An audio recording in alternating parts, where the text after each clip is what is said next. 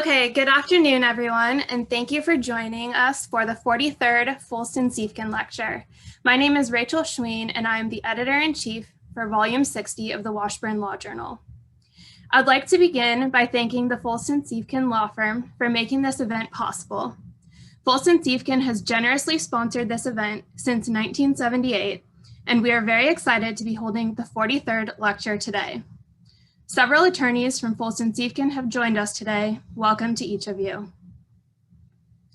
I also want to thank the Law Journal Editorial Board for selecting and supporting such a relevant and important topic for the lecture this year. I especially want to thank our senior articles editor, Paige Reese, for all of the work that she has done to make this event possible. Now, especially recently, it seems that issues pertaining to free speech are constantly in the news. Current events reflect the significance of free speech rights, but they also highlight some of the tensions with how to address harmful speech and hate speech. I'm thrilled that Professor Nadine Strossen will share her perspective on this extremely important issue. Like many advocates of censorship, she shares the important goals of equality, diversity, inclusivity, and societal harmony. But she believes these are better achieved through robust free speech rights, and I look forward to hearing her explain why. Professor Nadine Strossen is the John Marshall Harlan II Professor Emerita at New York Law School. She served as the president of the American Civil Liberties Union from 1991 to 2008 and is a leading expert on constitutional law and civil liberties. She serves on the advisory boards of the ACLU, the Electronic Privacy Information Center, the Foundation for Individual Rights in Education, the Heterodox Academy, and the National Coalition Against Censorship. The National Law Journal has named Professor Strossen one of America's 100 most influential lawyers, and several other publications have named her one of the country's most influential women. I wish I could recognize all of her great work and accomplishments, but I simply do not have time. I also want to mention that she recently released an updated paperback version of her book, Hate: Why We Should Resist It with Free Speech, Not Censorship, which addresses this topic and dispels many common misunderstandings regarding free speech. Professor Strossen, I want to welcome you, albeit virtually, to the Washburn University School of Law. I'm so glad that you'll be sharing your insights and your enthusiasm for free speech. Thank you for joining us today. Thank you so much, Rachel, and thank everybody at your wonderful law school. But I have to start with Rachel because she and I have been communicating in preparation for what we hoped would be an in-person visit way back last August. So we go back a long way, don't we, Rachel? And although I'm very disappointed not to be there in person now, I have really enjoyed learning more about your fine law school from the excellent website. And I'm asking for a rain check to come back in person someday. Meanwhile, I'm showing my respect by wearing your school color. I hope you all noticed that, and thank you for choosing one of my favorite colors as your school color. I'd also like to echo Rachel's thanks to the Foulston Siefkin Law Firm for its longstanding sponsorship of this lecture series. The important topic that I've been asked to address, as Rachel indicated, is both a very current hot topic and also one of enduring, eternal concern. I especially look forward to answering your questions and comments during the last part of our time together. And I just set my self-censorship device there to be sure to save enough time. Before I do that, though, I'm going to make three major interrelated points, and then I'm going to expand on them within the amount of time available. So, the first of the three major interrelated points is that we do not have to choose between resisting hate and resisting censorship. And that is the major theme of my book, as Rachel excellently summarized it. And here you can see, although there's that big, ugly word hate as the main title, the subtitle is why we should resist it with free speech, not censorship. The only verb in the title of the book is resist.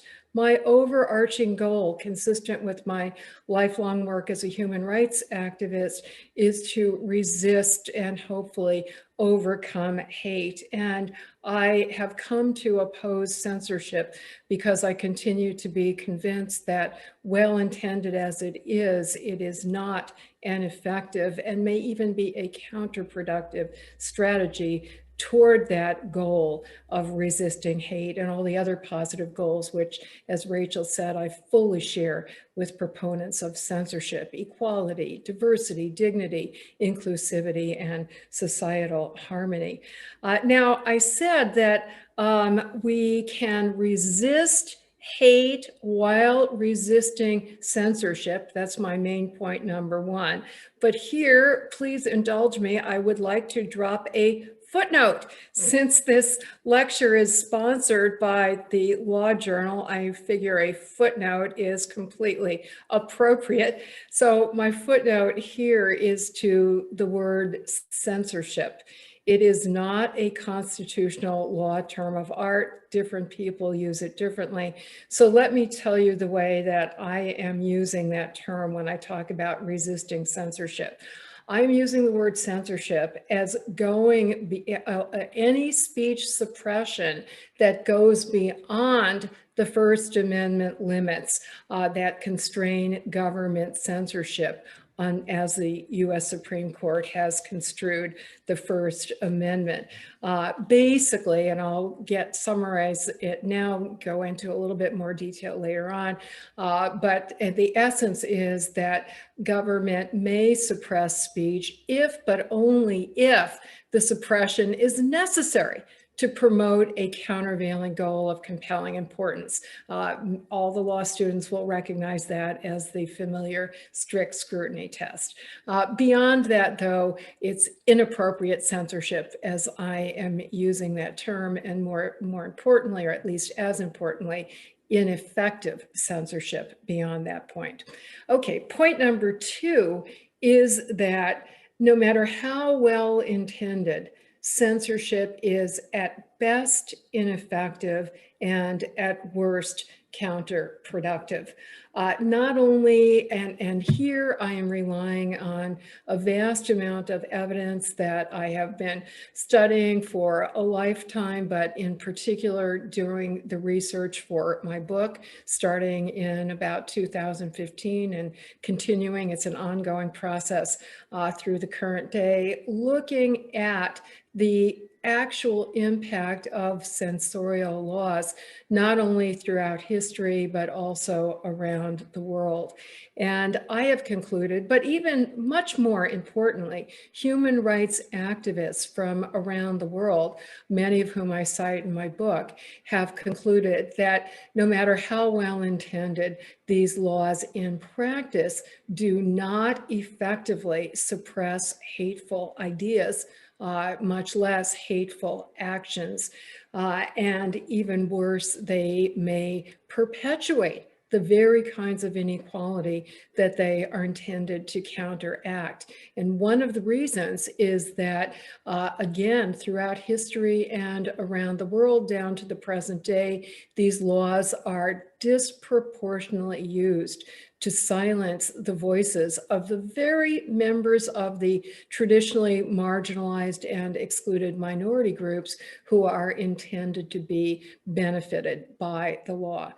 Later on in my elaboration, I will explain why that pattern is predictable and not at all a coincidence.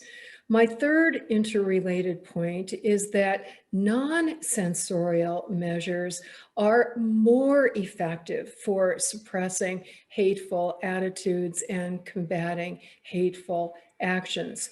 And by non-censorial measures, I include anti-discrimination laws, strongly written and strongly enforced, laws against so-called hate crimes or bias crimes, that is, actions that are otherwise punishable under the law, such as assaults or vandalism, when the victim is intentionally singled out on a discriminatory basis. Our legal system has held that those kinds of hate crimes or discriminatory or bias crimes can be subject to greater punishment, and almost all jurisdictions in the United States have passed such laws. A third very important non-censorial strategy is what is often summarized as counter speech.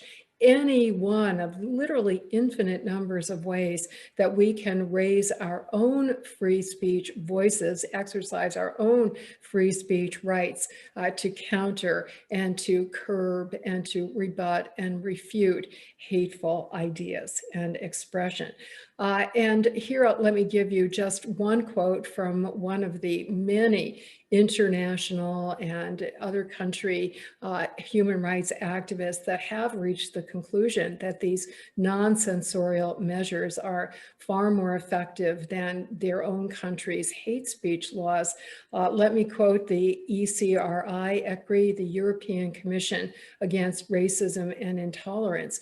In its most recent report on the enforcement of hate speech laws, which do exist throughout the European countries that it monitors, ECRI reached this conclusion, and this I have absolutely committed to memory. Counter speech is much more likely to be effective than hate speech laws, much more likely to be effective. Okay, so those are the three major points that I will be elaborating on. For these reasons alone, censorship should be opposed, even apart from the First Amendment. Notice that none of these points depended on First Amendment law. And I really want to stress that these points that I'm making, as indicated by the fact that they've been echoed by human rights activists around the world and people who are involved with and leaders of international human rights organizations, these are universal points that reflect fundamental, inherent human rights concerns. So they apply in contexts far beyond the First Amendment's scope, which is really important, especially in our global world when in other countries, the constitutional protections for free speech do not bar censorship of hate speech. And yet it's still important that these principles have persuaded activists and lawyers in those countries to oppose censoring hate speech. Also in the private sphere, where the First Amendment does not apply. Now, in case there are any students here who have not yet studied the so-called state action doctrine, let me point out that what that means is that the Constitution's guarantees, with one exception, not relevant here, the Constitution's guarantees, including the free speech guarantee, bind only the government, so-called state actors, and therefore even the most powerful private sector entities with practical power to suppress a lot of speech, to engage in a lot of censorship, as I've defined that term, are not constrained by the First Amendment. And here, social media companies have recently been the dominant concern in this regard. So again, the points that I'm making would apply to these companies, notwithstanding the fact that the First Amendment itself does not. So in short, the point is that censorship is wrong, not because it's inconsistent with some First Amendment principles in the abstract. Rather, the First Amendment principles are right because they outlaw the speech that causes the most harm, while they also outlaw the censorship that causes the most harm. In other words, First Amendment principles are consistent with common sense. Now, before amplifying on the points that I've so far outlined, I want to inject a personal note.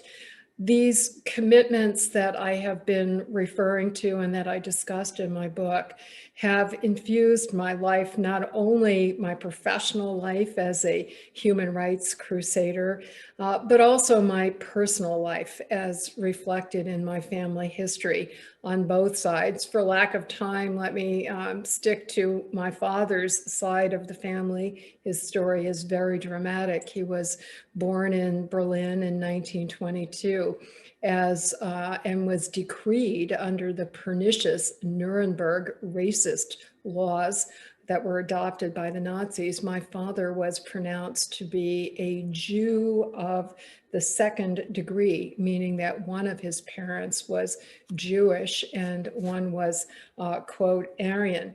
For that crime, as well as for that crime of his anti-Hitler activism, even when he was a teenager, which makes me very proud, he was sent to the Buchenwald forced labor camp. When he went in, he was young enough and healthy enough that he was not slated for immediate slaughter, but rather to the forced labor camp. What I learned only fairly recently, last year, in doing research, I had not realized that the Nazis' use of forced labor was literally intending to be another form of death, a slower form of death than extermination in the gas chambers. But they literally used a term, and I'm going to say it with my terrible German. You'll understand why my father never wanted me to learn German, so forgive me. Zerstörung durch Arbeit. Destruction through work. They literally intended to work people like my father to death, and they did in many cases through almost starvation, gross malnutrition, rampant disease, back-breaking and soul-crushing labor, and he did come very close to death. Also directly affecting me, my father, as a double undesirable political opponent and a half Jew, was slated for the forced sterilization program. The Nazis were engaging in eugenicide as well as genocide. He had an appointment to be sterilized on a particular day. And literally one day before that, the Buchenwald forced labor camp was liberated by members of the American Armed Services, to whom I always am happy to convey my gratitude. My life as well as my liberty are dependent on their intervention. So I have absolutely the greatest loathing for the Nazis. And if I believed that censoring more hate speech during the Weimar Republic, when Hitler rose to power in Germany, if I believed that that could have prevented his rise, could have prevented the Holocaust, I would have been all in favor of it.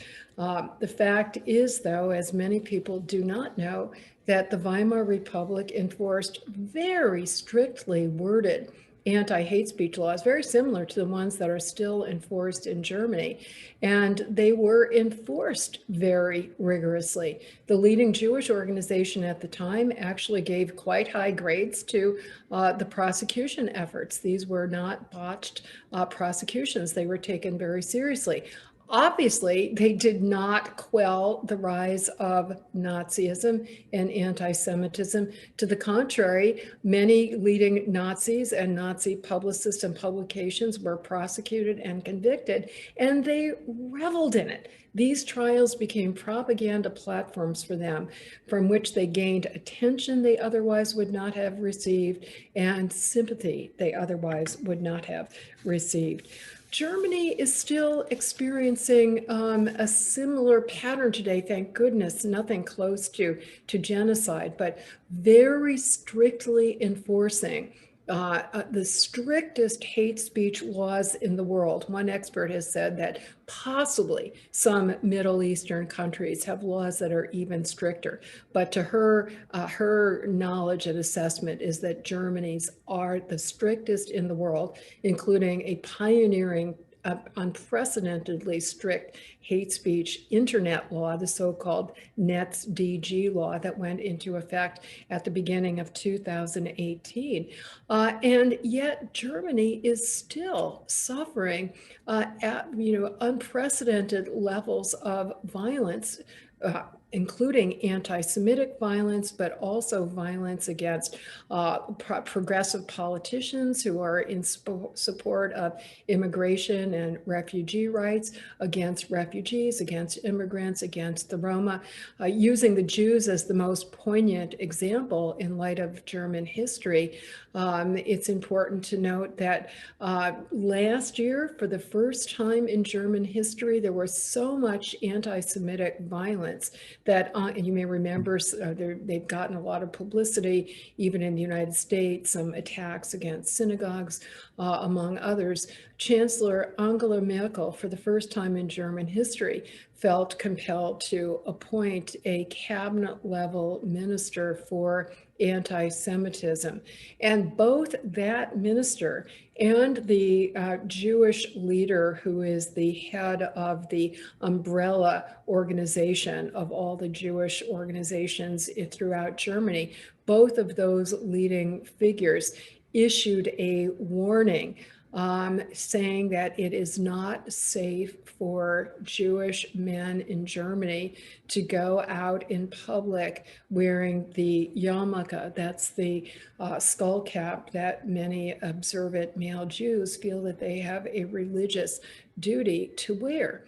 And why? Because men wearing the skull cap, including in sophisticated neighborhoods in Berlin, the crossroads of Europe, have been subject to attack by identifying themselves as Jews. So there is certainly no correlation at all between the enforcement of strict anti-hate speech laws and curbing actual discriminatory violence. And we really need to ramp up the focus on the violence. Again, in the Weimar Republic, the problem was that the Nazis literally got away with murder. They didn't get away with speaking, but they did get away with assaulting and even killing Jews and members of other minorities and their political opponents. And today there is too much violence in Germany, and it seems that there's a lot of evidence that it is complicit.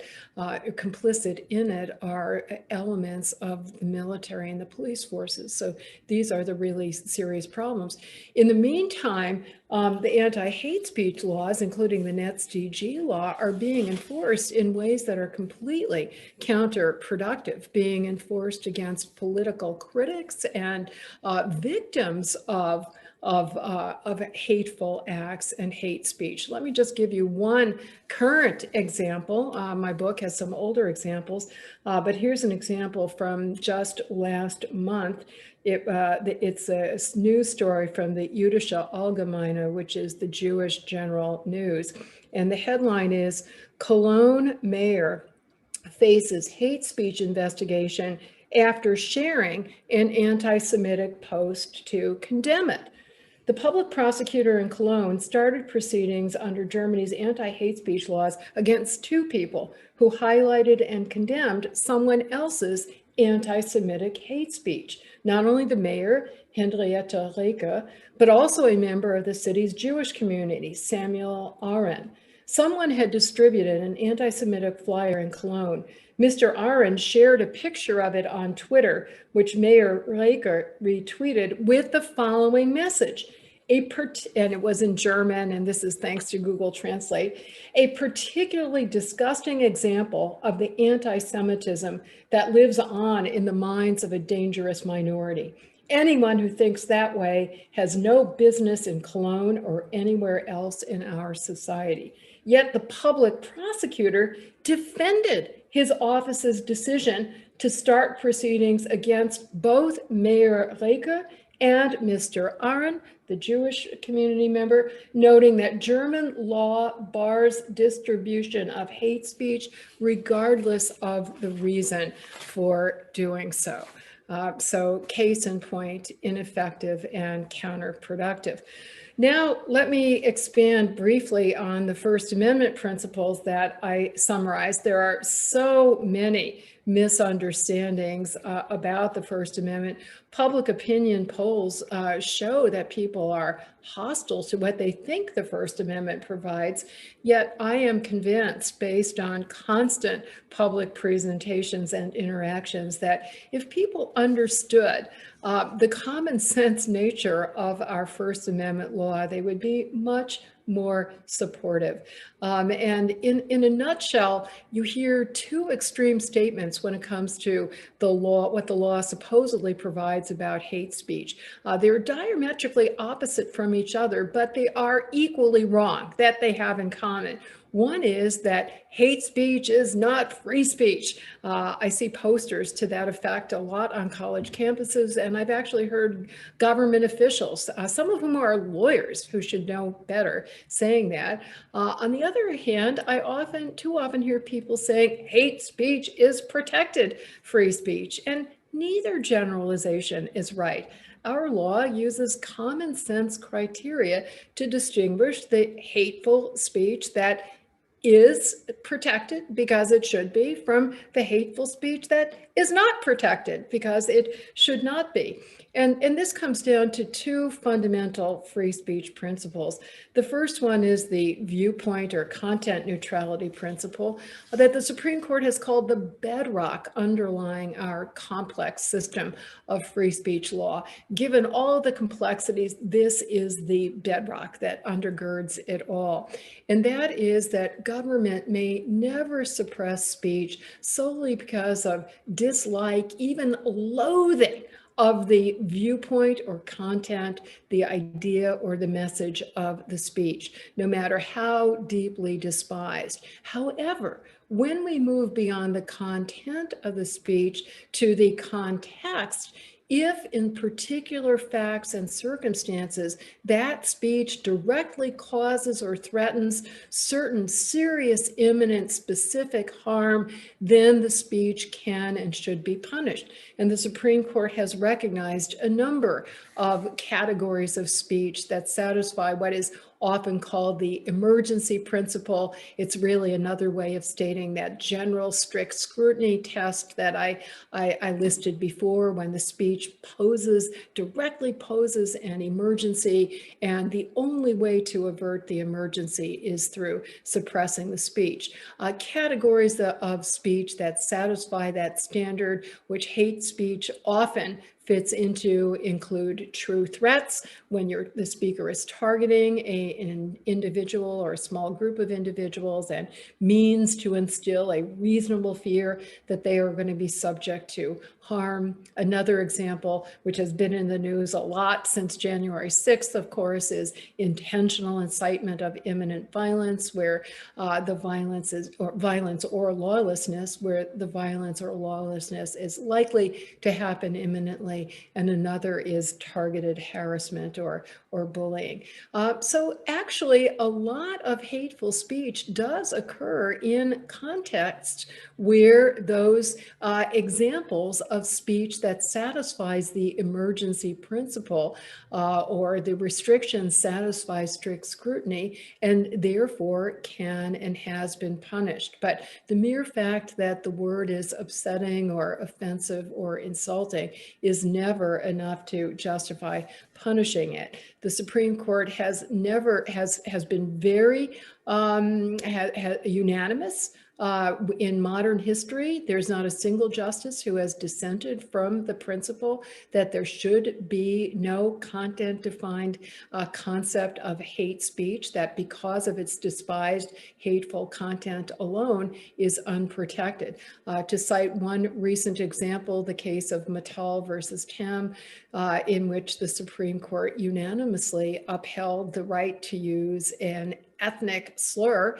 Interestingly enough, it was being used by a member of the ethnic minority in question, namely Simon Tam, an Asian American, who wanted to reclaim the traditionally disparaging term slants in order to repurpose it as an expression of his pride in his Chinese American heritage. And the Supreme Court, by denying the government power to suppress that expression, was simultaneously validating both his free speech rights and his equality and dignity as a proud Asian American man. Now, the arguments in favor of censorship inevitably rest on the harm that is at least potentially caused by hate speech. And there's absolutely no doubt that even hateful speech that does not satisfy the appropriately demanding emergency and strict scrutiny tests, it can still cause harm. There's absolutely no doubt about that. And yet, to justify censorship, you have to go beyond asserting the harm. And yet, when you think about it, many proponents of censorship only talk about the harmful aspect of hate speech and come to a full stop.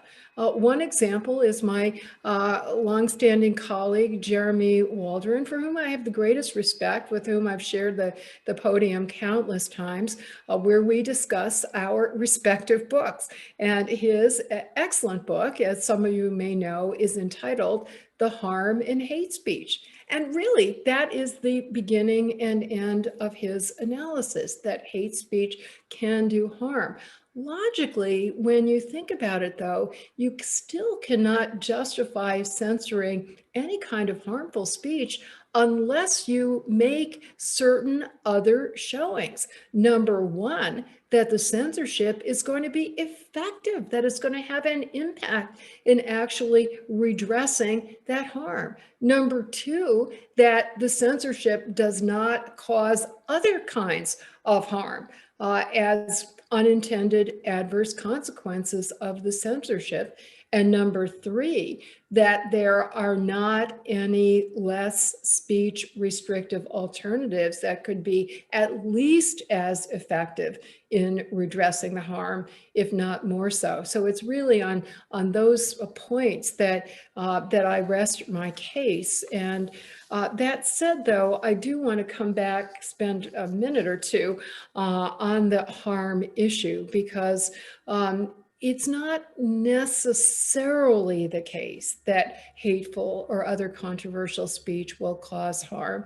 It's only potentially the case. And this is really important, because I think one of the really effective steps in mitigating and curbing and reducing that harm is to nip it in the bud, right? What is different about speech from other kinds of actions that can cause harm is that for speech to be harmful, the human mind plays an intermediating role, right? So contrary to the old saying, sticks and stones may break my bones, but words will never hurt me, we all have been hurt by words. Every day somebody says something that wounds our pride, breaks our heart, harms us in some other way.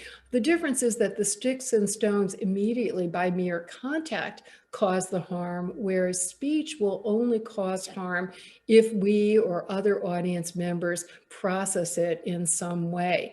If we allow the person who is trying to insult us to undermine our dignity.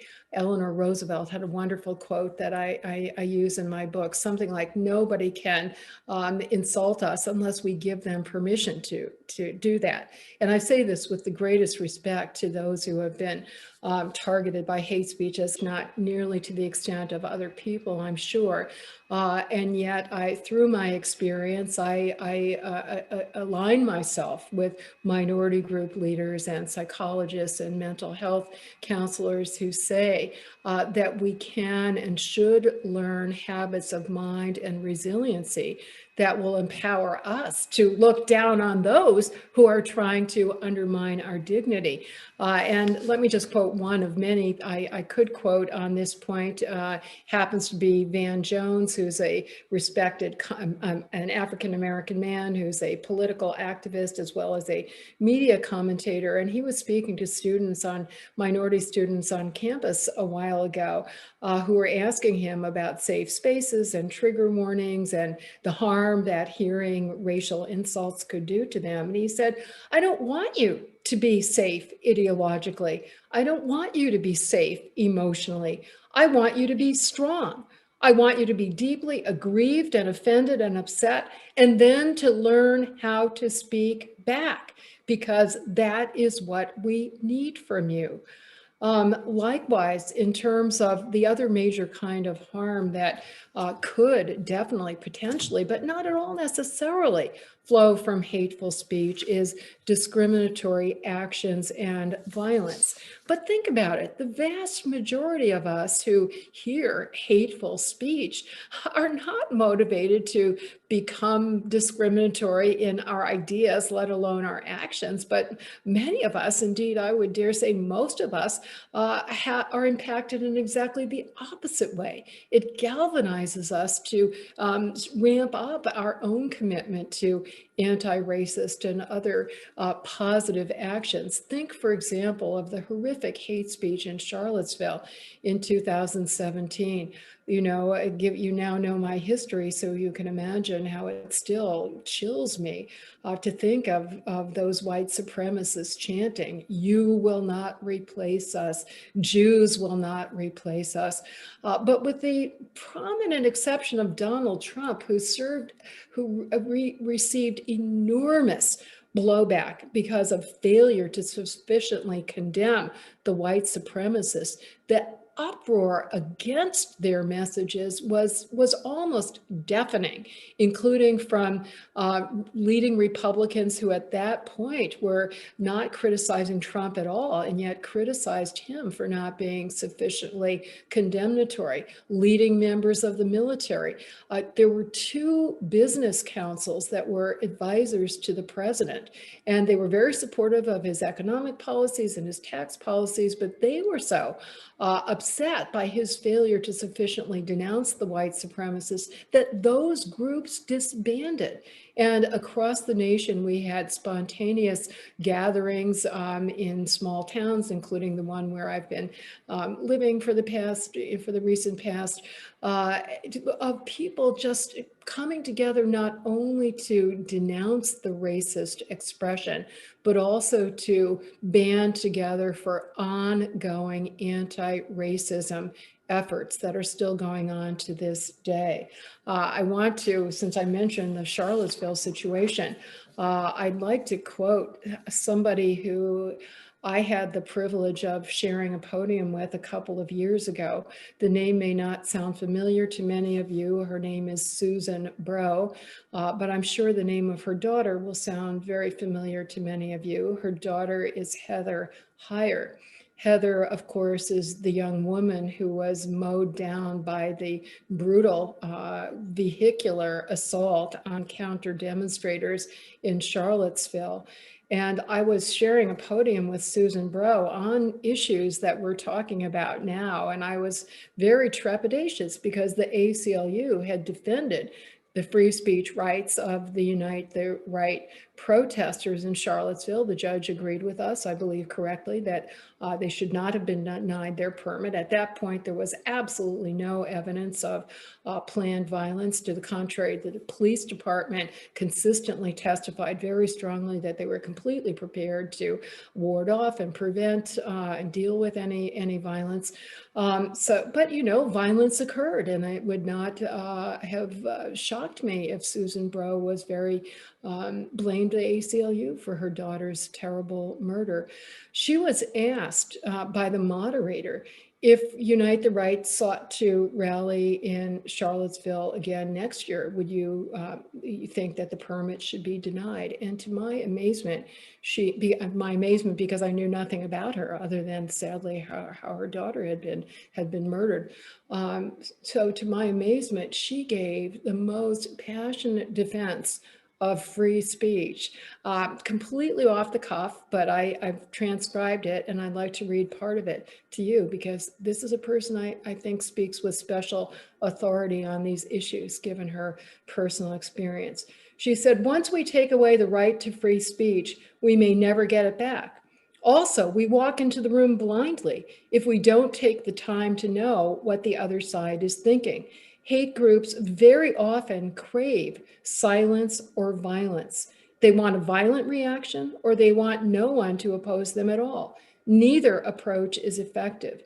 The effective approach is to show up in even larger numbers without violence, to assertively say, we see you, we don't like you or what you're saying. You have the right to say it, but we don't like it." And we saw this in the second Unite the Right rally in Washington, when they showed up in very small numbers and were met with counter protesters in very large numbers saying, "Go home, go away." I see that I have only 4 minutes left, and I would definitely don't want to take away from the audience's time for questions and answers. So in my limited 4 minutes, let me make just one brief point. And that is that even though I have been thinking and writing about these issues for my entire career, I always keep an open mind. I truly believe with the great Judge Learned Hand that the spirit of liberty is the spirit that is never too sure that it is right. And to the best of my ability, if I were convinced that it were necessary or even effective, quite frankly, to engage in censorship, i.e. beyond what is allowed under US free speech law, I would definitely support it. And much more importantly, the US Supreme Court would too, right? Because strict scrutiny doesn't mean, as has sometimes been said, strict in theory but fatal in fact. No, the Supreme Court has upheld certain speech restrictions even under the demanding strict scrutiny test, if it is convinced that those restrictions are necessary to promote a countervailing goal of compelling importance, which of course, equality and dignity and diversity and inclusivity, societal harmony, of course, these are goals of compelling importance. Free speech is not more important than any of them. So I really was open-minded as I considered the new evidence, as every day I consider new evidence about how these laws are working or not working.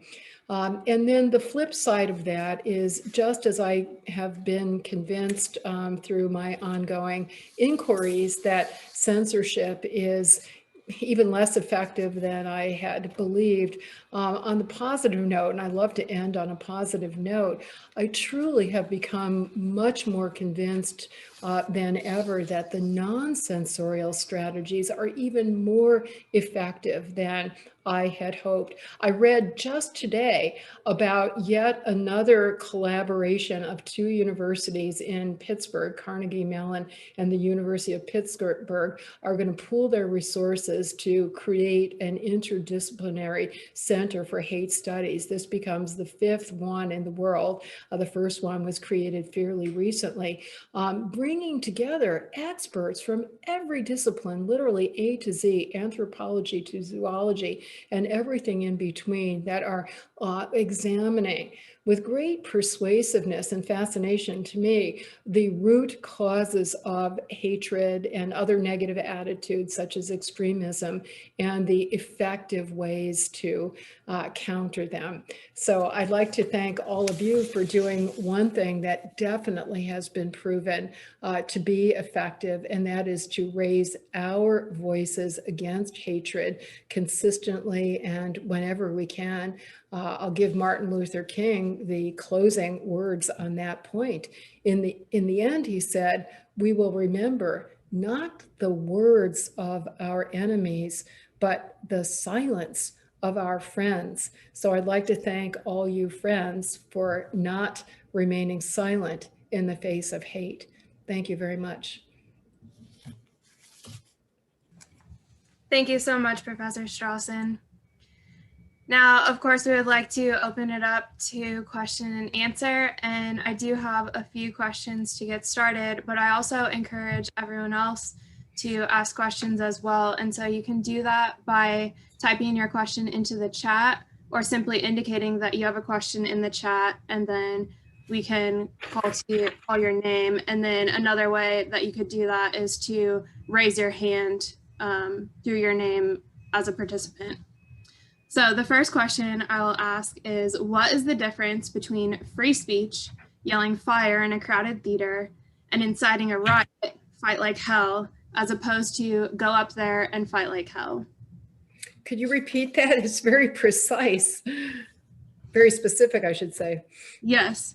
What is the difference between free speech, yelling fire in a crowded theater, and inciting a riot, fight like hell, as opposed to go up there and fight like hell?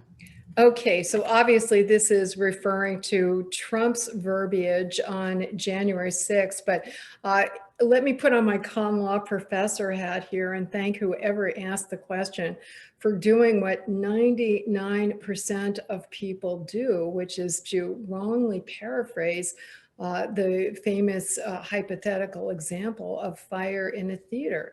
The actual wording is falsely shouting fire in a theater, right? Because if the theater is on fire, it is life-saving to shout fire.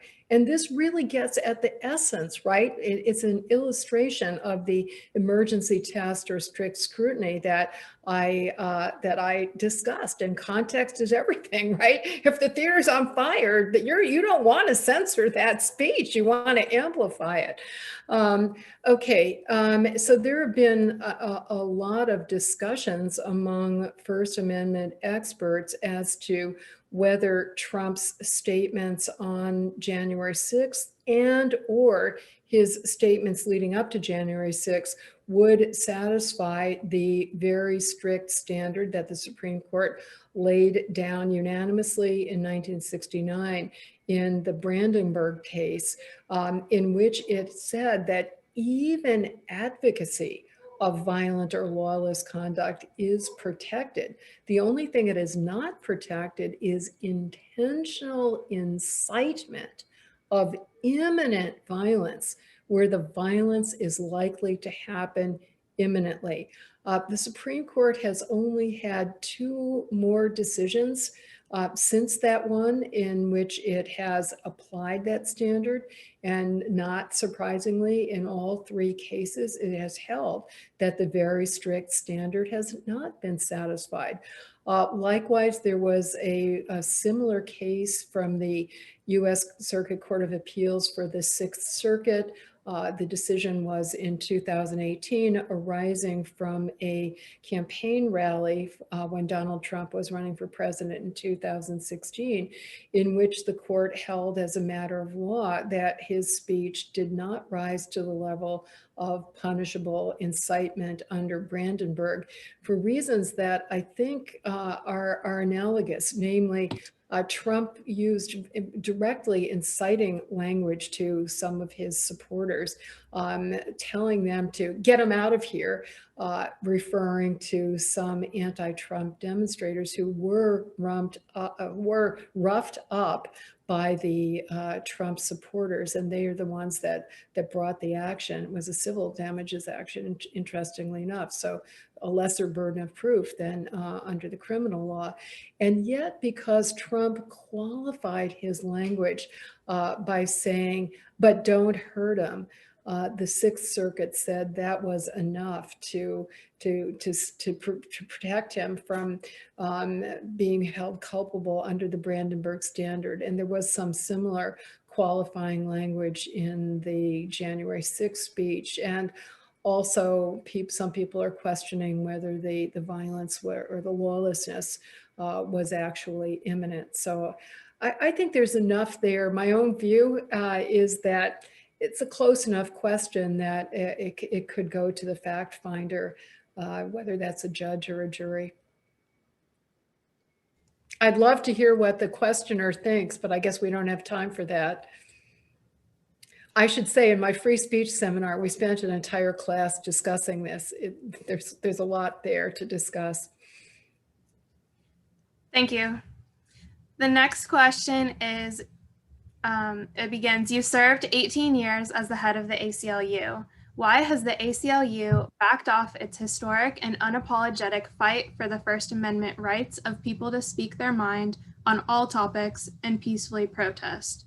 The ACLU in 1977 defended the rights of the American Nazi Party to protest in Skokie, Illinois, found with a lot of Jewish residents. Why them, but not defend free speech rights of students and conservative professors on campus who are being cancel cultured by the new culture terrorists on the left? Wow, there's so much in that. I wish I could spend a long time, but let me get to the basic points. And then, by the way, anybody who wants to engage with me via email after this is over, I'm happy to pursue these very rich topics. Bottom line, I hope you can tell that if I thought the ACLU were abandoning its traditional, historic, and absolutely fundamental to organizational identity concept of free speech, I would be the first one to be a public critic. I have not minced my words when I have dissented from what the ACLU has done. When I was president, I couldn't do that. And by the way, let me say that, you know, an organization that does so much and yet doesn't have resources to do everything is constantly subject to criticism, including by those of us who are leaders of the organization. We're doing too much on this and not enough on that, or the wrong thing on this. But it's been nice to be able to be publicly critical. And I have quite markedly with respect to Title IX issues and due process for people who are accused of sexual harassment or sexual assault on campus. I strongly disagree with the ACLU's position there. So believe me, I would not self-censor if I thought the ACLU was backing away from not only the Skokie position, but Charlottesville, 2017, we got enormous blowback. And to this day, I can't speak anywhere, well, maybe today will be an exception, without the ACLU being attacked, you know, for being responsible for the racist ideas and the violent action in Charlottesville. Now, after that, the ACLU, because we received resignations of some board members and there were protests by some staff members, you know, viva the debate, la différence within a free speech organization. The National Legal Director convened a group of legal directors from around the country to re-examine how we handle these cases. And the re-examination has been made public. I think it's a terrific document. It absolutely reaffirmed that we will continue to take these cases, but we have to do a better job of explaining it, right? To this day, people ask me, how could the ACLU defend the Unite the Right? How can the ACLU defend the Nazis? We have to make clear we are not defending their messages, right? We are defending a fundamental freedom that belongs equally and at least as importantly to those who want to denounce and counter-demonstrate against those messages. So the major point of the memorandum was, number one, we have to do a better job of, more thorough job of investigating the facts to make sure that there isn't going to be violence and that the police really are taking all necessary measures, which was not the case in Charlottesville, as we learned tragically after the fact. And number two, we have to do a better job of explaining the principles that are at stake here. Now, there was another point that was made in the question, which I absolutely agree with, which is it's too bad the ACLU does not have the resources to be on every single campus defending every single faculty member or student whose rights are violated. I've written against cancel culture myself. A whole big essay. I can show you. It was published by the American Council of Trustees and Alumni, but you can get it on their website. And for that, you know, the ACLU handles so many issues. There have often been organizations that have spun off that are specializing on certain parts of the ACLU's mission. So even while I was ACLU president, I was happy to become a founding advisory board member of FIRE, the Foundation for Individual Rights in Education, which specializes in campus issues. Often the ACLU collaborates on those cases. Sometimes the ACLU handles a campus case itself, sometimes neither. But just in the last couple of weeks, there have been 2 new organizations that have formed to defend free speech rights on campus with the support of FIRE, because there's too much work to go around. Let me just mention one that's specifically relevant to faculty members, the Academic Freedom Alliance. Oh, and FIRE just announced a new legal defense fund for faculty members. So the point is, sadly, there's too much work, certainly for the ACLU, but even for organizations that specialize. And I support all of their efforts. Professor? Yes. I was the one who raised the question about yelling fire. I can't see who's speaking. And who is it to whom, who is talking now? Eric Jorley. Eric, how nice to meet you. I had the privilege of representing Fred Phelps and the Westboro Baptist back in the mid-90s. And hate speech was obviously one of the major topics. However, we do have William Allen White, a famous Kansan, the Emporia Gazette, and he is very concise about the fact that ideas, even ideas that are not mainstream, need to be expressed, because the public has a right to decide which one they want to go with. So that is a very strong principle. And William Allen White was one of our individuals back in the early 1900s that was very strong about that. Thank you so much for pointing out that.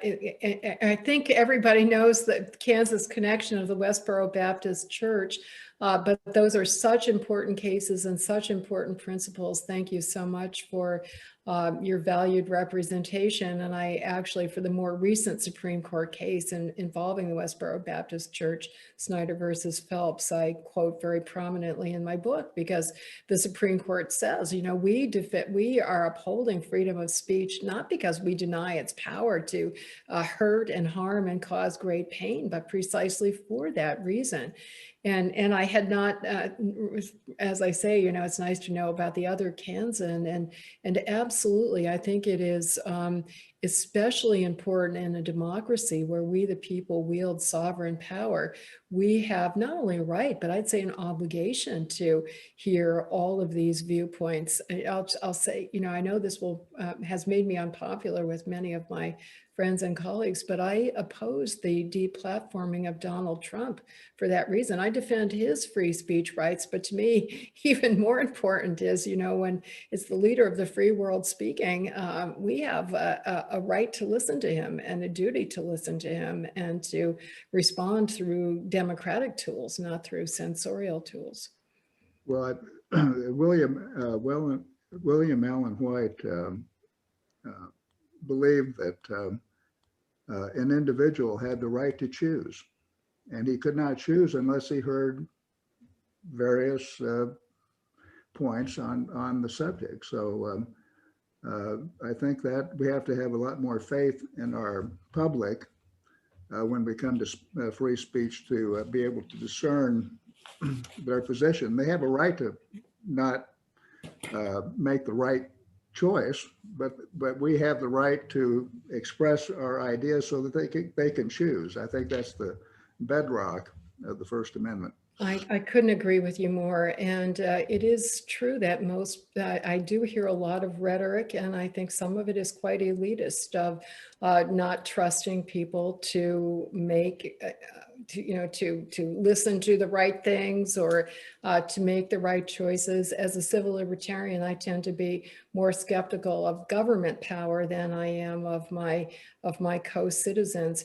And by the way, I think one of the myths about the First Amendment is that this marketplace of ideas metaphor means that truth will inevitably prevail.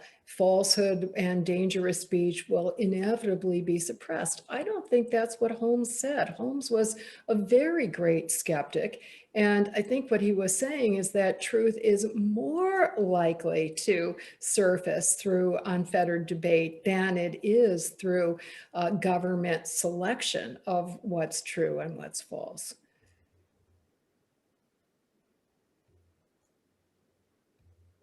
Thank you. I enjoy the dialogue. Me too. All right, the next question, I think you addressed quite a bit in your presentation, but I don't know if you want to follow up with anything. So, considering that freedom of speech does have limits, such as fighting words, defamation, etc., why does hate speech not fall under these categories? Studies have shown that hate speech has caused physical and mental harm to minority groups. This type of speech also is very violent and causes true threat to these individuals. Words are very powerful and keep the oppressed to feel oppressed, as it does not allow them for an environment where they are able to feel equal. Therefore, how is hate speech any different to the speech that is not protected, and why does the law choose to protect this type of speech? With all due respect, hate speech is completely different from the categories of unprotected speech in our First Amendment jurisprudence, certainly including the two that were mentioned, defamation and fighting words, but it's true for other categories of unprotected speech. Remember, because those categories are consistent with the bedrock viewpoint principle. They are not punished solely because of disagreement with their viewpoint, content, or message. Rather, they are defined in a very specific way in terms of the particular harm that they directly cause or threaten. So defamation is not just, speech that we dislike or disagree with, or even speech that is false. It has to be speech that is intentionally or recklessly false, that specifically harms somebody's reputation, moreover, causing demonstrable, tangible harm to that person. And if it's a public official or public figure, there's a very heavy burden of proof. Likewise, with respect to fighting words, the Supreme Court has essentially narrowed that to a subcategory of intentional incitement of imminent violence, namely when the words are targeted at somebody who is where the speaker intends that person to react in an imminent violent fashion, where that is likely to actually happen. It is not solely because of dislike of the message. So if a hateful message does cause, does satisfy the definition of defamation, if a hateful expression does come within the context of the definition of fighting words or of a true threat, then it can and should be punished. And I can think of many examples where a racist epithet would satisfy the fighting words definition. But if it is a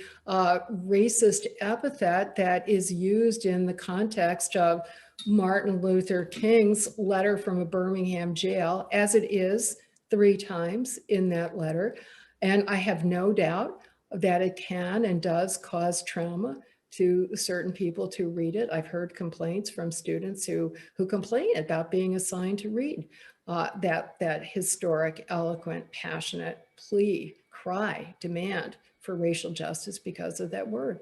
I have no doubt that they're feeling that they're upset deeply by seeing it, even in that context. But to me, that is not a justification for censorship, much less of punishment. We have to use other methods, including working very hard, which I believe can be done based on psychological experts, to make sure that people do not suffer that kind of harm, certainly from when the word is used by Martin Luther King, but even when it's used by somebody who's intending to demean them.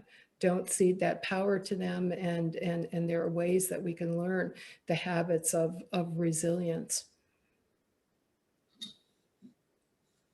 Okay, and then it looks like Cliff Bragg raised his hand, and I'm not sure if he just wants to ask his question. He also typed it so I can read it.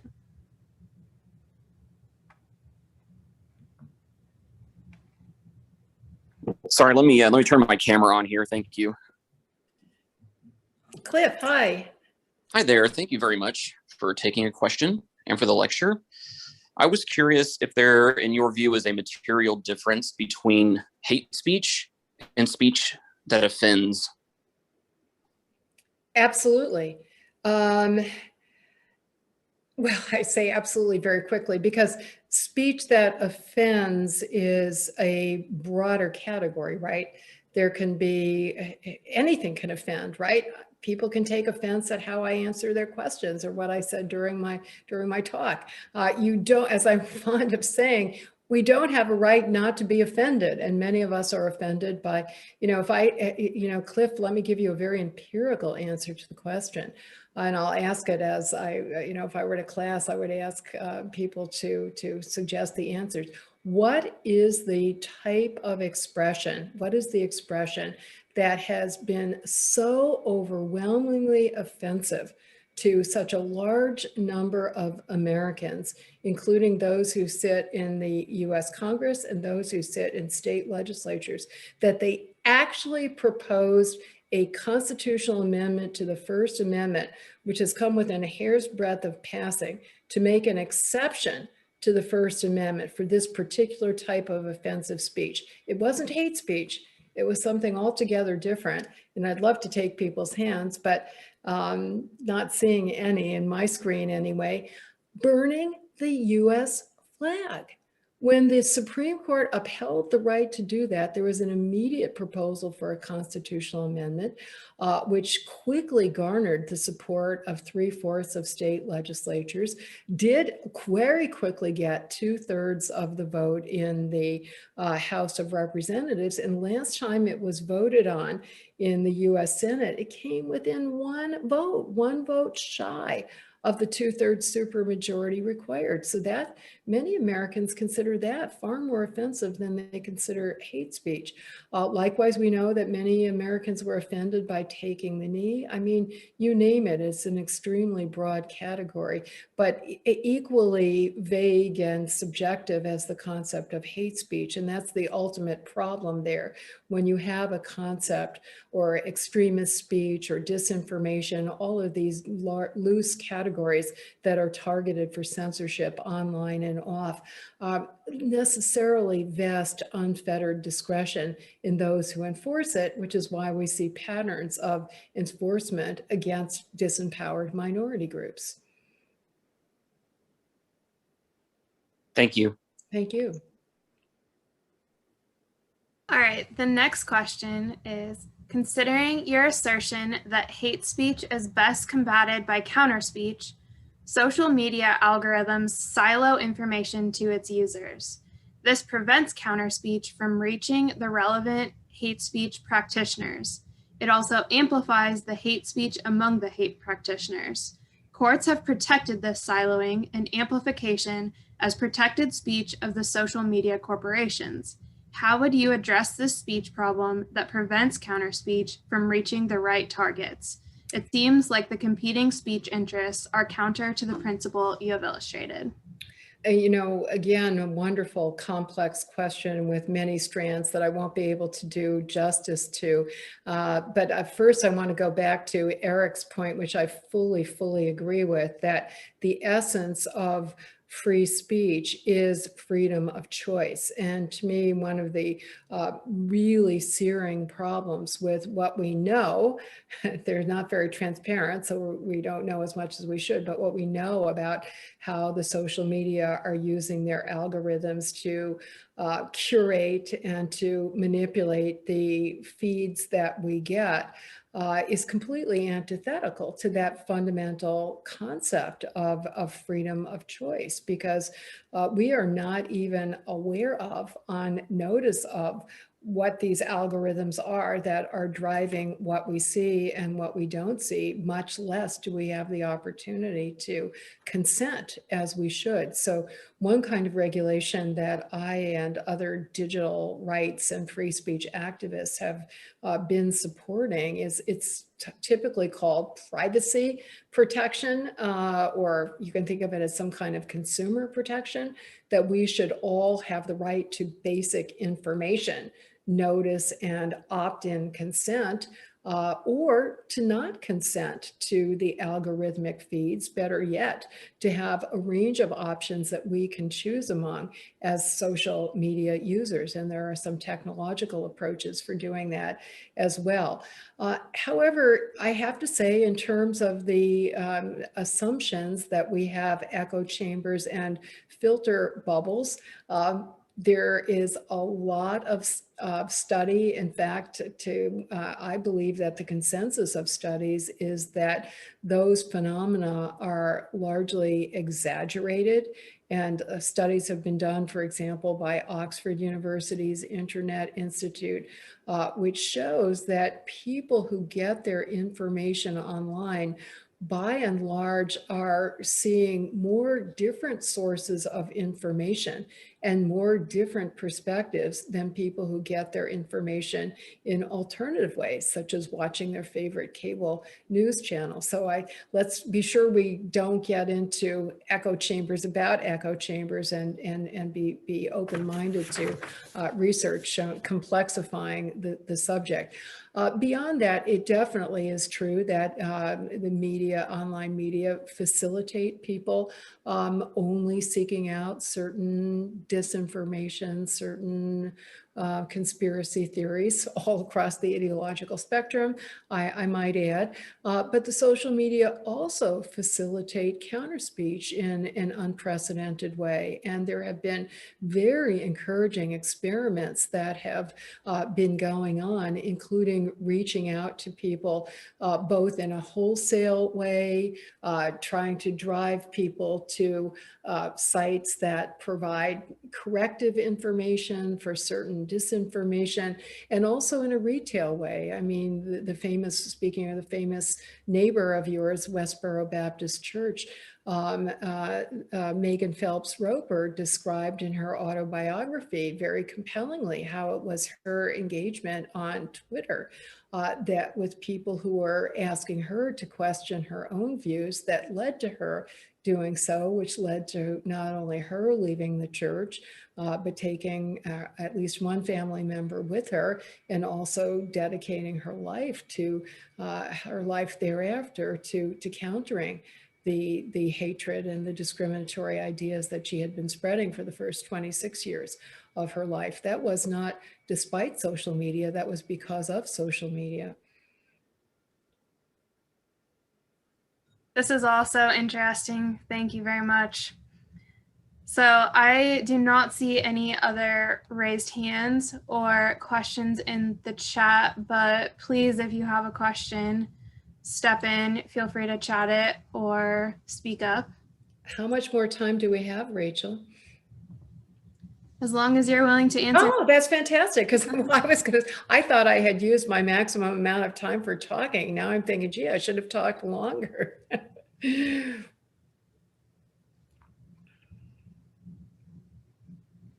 Are people so polite that they don't want to leave and they don't want to ask questions? Please, I want to do whatever will make you happy. I'm happy to talk more if people don't want to ask questions. But I see a question from Cliff.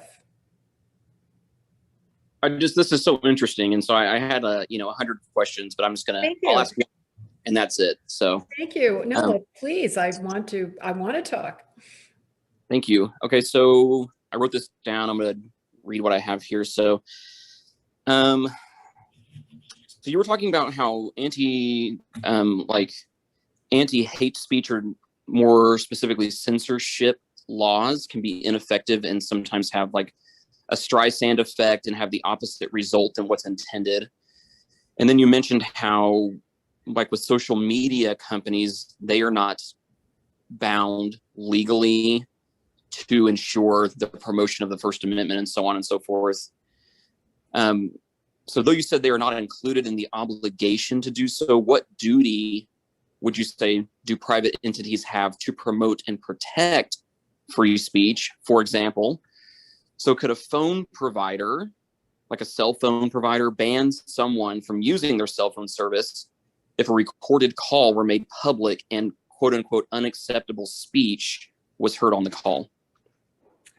The answer to your last question is no, and thank you so much for the opportunity to expand on such a really important topic. And let me say, because now I've had 2 questions at least about social media directly. And as I had explained to Rachel, this talk was about hate speech in general, and by the way, what I said applied to extremist speech or other kinds of controversial speech, disinformation. The subject of social media and the extent to which they could be regulated by the government, the extent to which they should be regulated by the government or should not, what should their own policies be? These are such difficult and interesting questions. I told Rachel that my law review piece that is part of this wonderful lectureship that I have is completely on that subject. So I also told Rachel I wanted that to be in the form of an essay for a number of reasons, one of which is an essay is less definite and less conclusive than an article, because the more I think about these issues, the more questions I have. And I'm not alone. I've now read a lot of works and talked with a lot of people who study social media issues full time, and they themselves are emphasizing we have some ideas, we have some proposals, we have some suggestions, but it's too complicated for us to definitively say this is what should be done. Rather, this is what should be studied, this is what should be considered. But it's so complicated and there could be so many unintended adverse consequences that we have to proceed very slowly. And in fact, or maybe not slowly, but at least very deliberately. And that's exactly what the US Supreme Court said when it dealt with a social media issue for the first time in 2017. Justice Anthony Kennedy wrote the opinion for the court. And he said, you know, this is such an important domain. We used to have a debate about what is the most important platform, what is the most important place for people to exchange views with each other and about the government.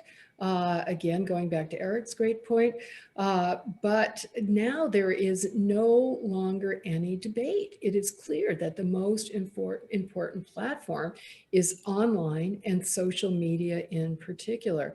So there's just been a flourishing of ideas, but very few definitive steps. But I do want to underscore one basic point, Cliff, that since they are private sector actors, they are no more subject to government control in how they moderate content, what speech or speakers they do allow, which ones they don't allow. The government can no more regulate that than it can tell, you know, the Washburn Law Journal what articles it should publish or what they should not publish, right? Or your local newspaper or your local cable channel. Conversely, there's a First Amendment right on the part of all of these companies, including the social media companies, to make their own editorial decisions about what content they will allow and what they will not allow. That's a basic First Amendment principle, which moreover is buttressed by a famous statute that you've all heard about because politicians have been attacking it, no matter, you know, both one of the few things that Joe Biden and Donald Trump have in common is they both called for its repeal, namely Section 230 of the so-called Communications Decency Act, which gives statutory immunity to any online intermediary with respect to any third-party content that it either publishes or does not publish. So either way, if you think that Twitter should not have hosted certain content, you can't, it's not liable for that. But if you think they wrongly took down Donald Trump or anybody else, you also have no legal recourse because of Section 230. So now, all of that said, we have a lot of people that are making very creative arguments, including in the wake of January 6th. A whole lot of law professors came out with a number of new arguments, including, now this is getting a little bit wonky, but including, so for con law students, here's a specific point about the state action doctrine. One of the exceptions to the state action doctrine, where a private sector actor will be held bound by First Amendment or other constitutional standards, is if the government is so entangled or entwined with that private sector actor that the government is inducing or pressuring or coercing or encouraging or facilitating the private sector actor. And two arguments have been made to say, well, that is, and it's a very fact-specific determination. One is Section 230 is a statute that Congress passed that is encouraging certain platform content moderation platforms by giving immunity. So that should be seen as government inducement of platform restrictions. That's the carrot, if you will. Then there's also the government stick.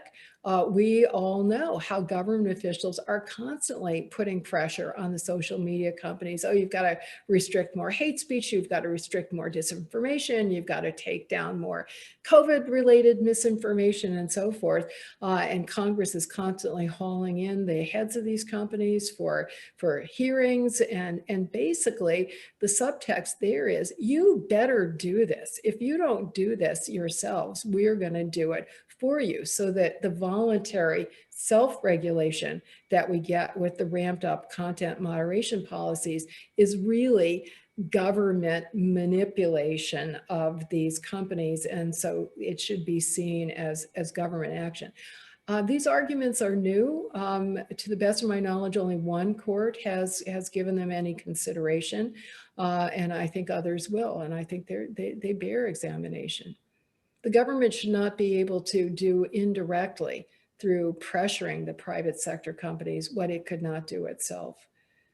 So does that mean T-Mobile can then restrict someone's use of a cell phone service if it's... Oh, I'm so sorry. So this is a whole other area of regulation.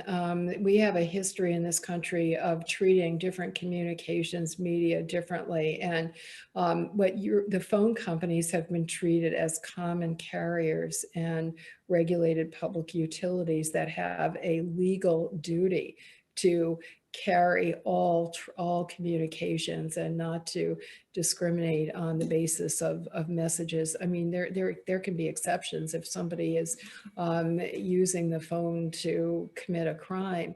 Then the phone company can do something about it, but they're not allowed to monitor our calls to look for evidence that we're committing crimes. And so since you raised that, Cliff, one of the arguments that's been made, including interestingly enough, by law professors completely across the ideological spectrum, is that we should treat the powerful online intermediaries as comparable in the 21st century to the telephone companies in the 20th century, that they're such essential infrastructure that they should be treated as common carriers, as regulated public utilities that may not be allowed to, they have to have an obligation to treat everybody fairly and equally and in a non-discriminatory manner. So that argument is also being made. Yep.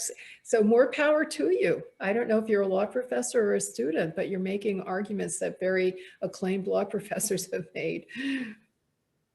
Thank you again for the answer. All right, I have one last follow-up question on the social media. Should social media sites be treated as public spaces in regards to free speech protection? So I'm not exactly sure what that means, but my educated guess is that it's similar to a point I was discussing with Cliff, which is, public space, I think the person is probably referring to the concept of public forum, which is a term that the Supreme Court has used for government-owned property that is open to speech and speakers, in which the government may not discriminate on the basis of the speaker's viewpoint or message. And traditional public forums include public parks and streets and sidewalks, but there are also so-called limited or designated public forums where the government chooses to open, let's say, a public library, or a public university chooses to open a building on its campus for speakers. Once it chooses to do that, it may not discriminate. So this is the question: should a privately owned platform be treated in the same way? And the answer now is no, because that would, first of all, it has no duty the way the government has a duty when with respect to its property. Private property owners can have the right, as a matter of property law and also as a matter of free speech law, not to have their property be used by people or people who are saying things that they choose not to host on their property. And the US Supreme Court famously so held with respect to privately owned shopping centers.